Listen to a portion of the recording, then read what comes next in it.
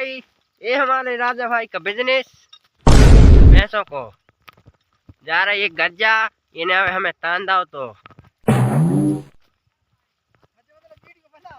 हाँ।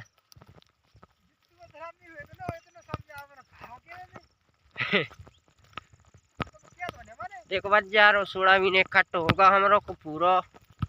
हमरो भैंस लेके चल पड़े घरे। हाँ। गोड़ो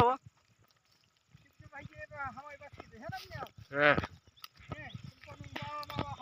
गोड़ा ने पकड़ो तो ओने साल पकड़ो तो साल ने पकड़ के कह रहा हो तो देखो बच्चा कचू जाने चले आ रहा है और जगह देखो बच्चा हैरान कर रही ना। अच्छा हमारा तो हाथ पहनने को है सब हाल को बंद। हेलो गाइस, तो आए हम आज नदी सफार में।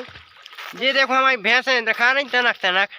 ये हमारी भैंसे आए कैमरा में तना घूस छपगा है छुटूला है। और ये हमारा राजा भाई बेच पा रहा है अपनी गरू बाबा जो है हमारे भज्ज नदी। हमारा नदी आ भज्जा हमारा नदी बच्चा हम आए थे आज खेत पे मका देख भी तो देखो बच्चा मका में तो भंटी लो नहीं है और चारा देखो सुगंधो है।